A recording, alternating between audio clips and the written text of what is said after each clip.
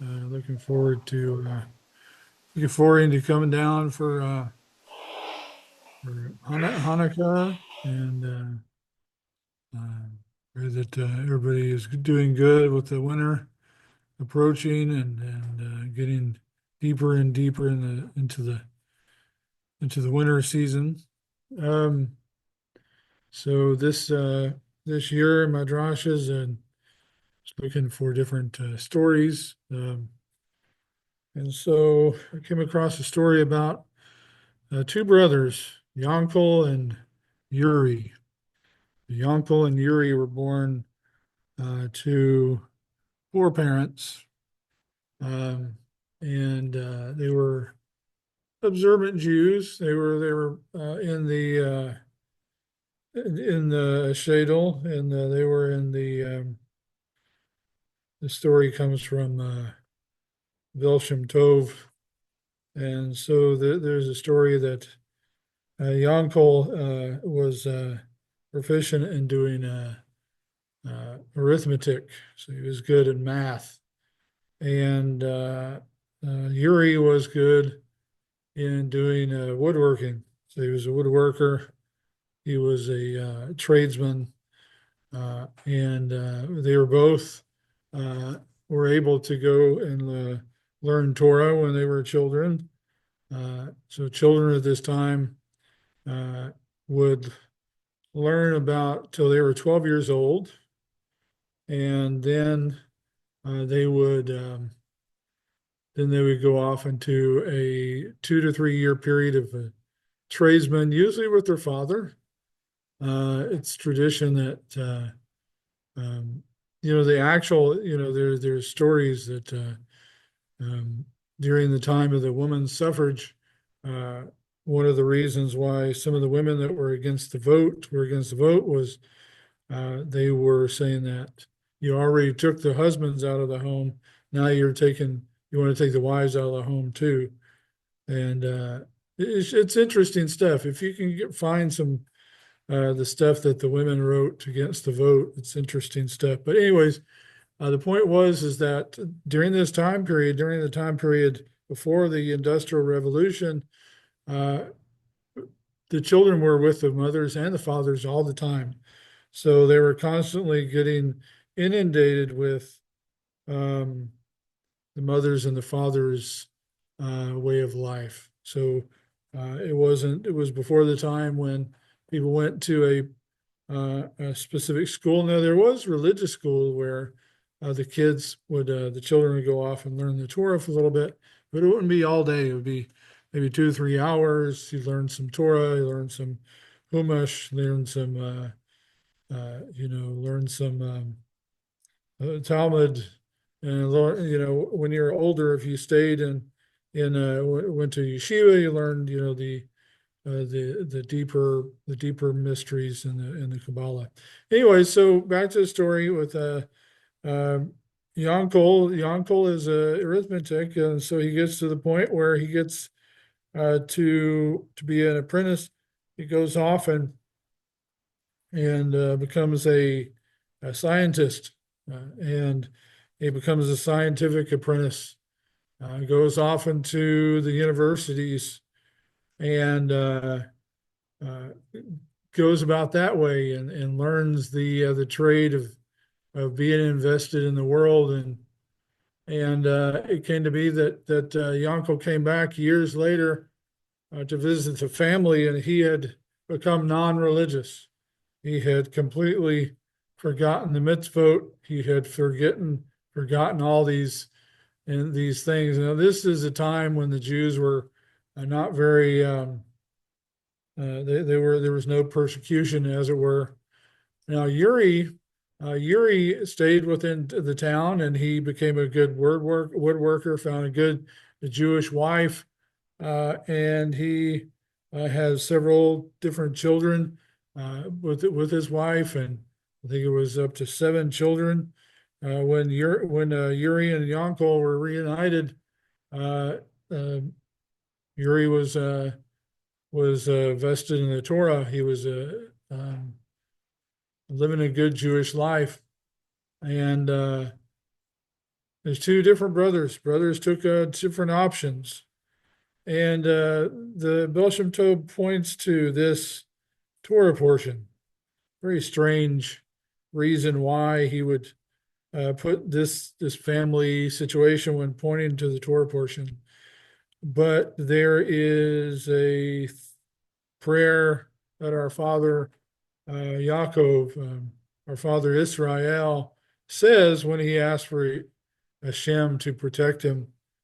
He says a very strange thing. The Torah is very precise in the way it says things. And the way the Torah says it is, please protect me from my brother. Please protect me from my brother Esav. And one of the ways that the sages have interpreted this is it's saying that please protect us from our brother, fellow Jews. So I've heard that just in the United States alone, within a generation, that anywhere from 10 to 15 million Jews have been assimilated, that we've lost our Jewishness. We went off into the world. Now, I'm not saying that learning going off to university or anything would absolutely help you lose your Judaism. That's not true. If you're compelled, if you have a good family around you, but there are situations where you can get into a place where you can be in nice places where Jews are accepted, and that makes it easier to be enveloped into the world. The case in point is our brothers and sisters who are the anasim, those who are Spanish. They're able to claim, and to rightfully so, the rabbis are able to say that they retain their Judaism, but those Jews that were lost their Judaism through different persecutions in different other parts of Europe, England and Northern Europe, the current rabbis say now that those souls, got absorbed into the nations, and they have to fight and kick and scream to bring themselves out, to bring the sparks out, as Yeshua would say. So, so if we look at Jewish history going all the way back to Adam, there seems to be a situation where we live in a good time, and then we live in bad times. And it's during the bad times, or when the good times happen, we seem to forget about Hashem. We seem to forget about his laws and the things he tells us. And then Hashem says, okay, listen, I'm going to make it bad for you so that you return to me. And it seems like this is what our history is. That's the story of the book of Judges. The book of Judges is we're living good. A judge comes along. He protects us, or she protects us from the nations. 2 to 3 generations after the judge, we fall back into bad living, non-Torah life, and then somebody takes us over. And so as a Jew, we need that buffering. We need that struggle. We need that struggle to keep us on the path, okay? And the fact is if we read in the esoteric books, and we also look at the Besorah. The Besorah actually points to some of these esoteric books when it talks about the point after the Mashiach, and after the time of the Mashiach comes, it seems to be a situation where it all starts over again, where the Mashiach comes and people are like, oh man, this Mashiach is he's too good. Everything is great. Everything is wonderful. We're living in peace. We can't take this. And Hashem releases the Erev Ra back into the mix, and also puts the the bad inclination, the evil inclination back into us, and we immediately fall. Bezrat Hashem, Hasbeh Shalom, that we fall during this time. Always remember to be close to the source, be close to Hashem.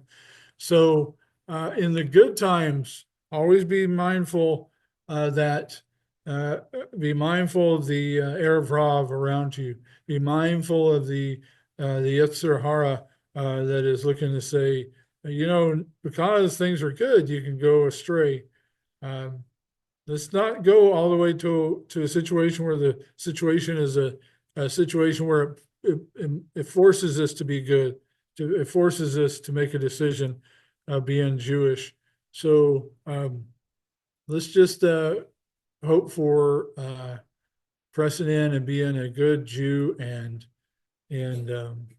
living for those times and asking and remember our Father that acts us and tells Hashem to protect us from our fellow brothers who don't have good